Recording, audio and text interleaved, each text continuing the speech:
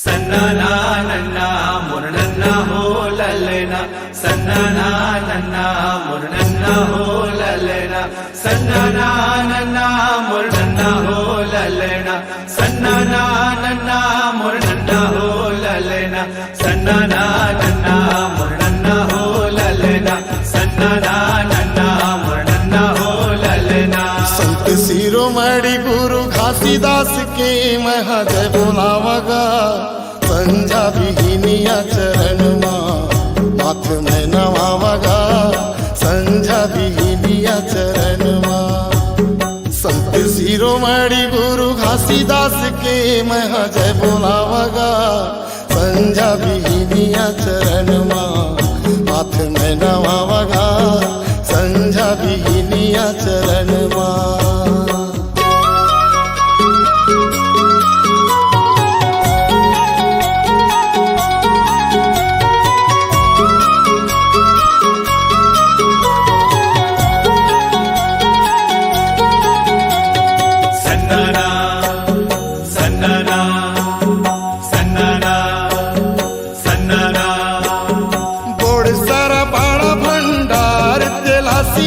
छटुआ गिरोध पूरी घट घट वासी सन्ना नन्ना मुरनन्ना हो ललना सन्ना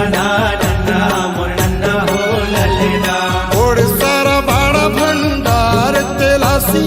छटुआ गिरोध पूरी घट घट वासी सत्य के खोजैया गुरु घासीदास के आरती उतारोगा संझा विहीनिया चरण माथ में नवावगा संझा विहीनिया चरण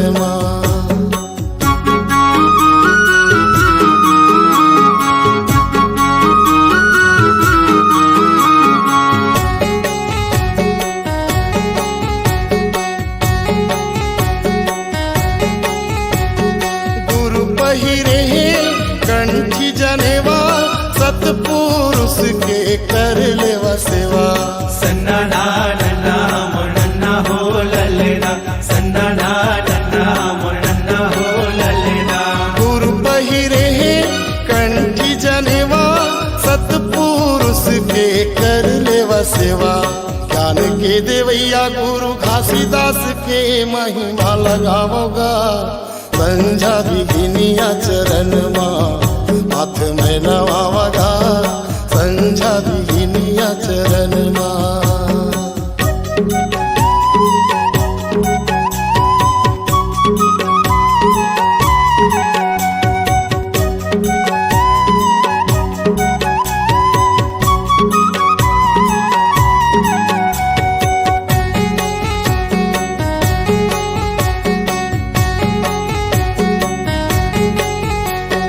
चौका मंगल पंथी चूर मिल गावा सत्य के अजोर गाँव गाँव बगरावा सन्ना नन्ना मुरनन्ना हो ललना सन्ना नन्ना मुरनन्ना हो ललना। चौका मंगल पंथी